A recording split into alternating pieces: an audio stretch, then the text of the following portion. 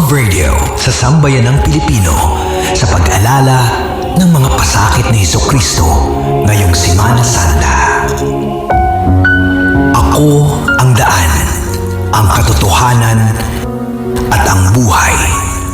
Walang makakarating sa Ama kung hindi sa pamamagitan ko. John 14 verse 6.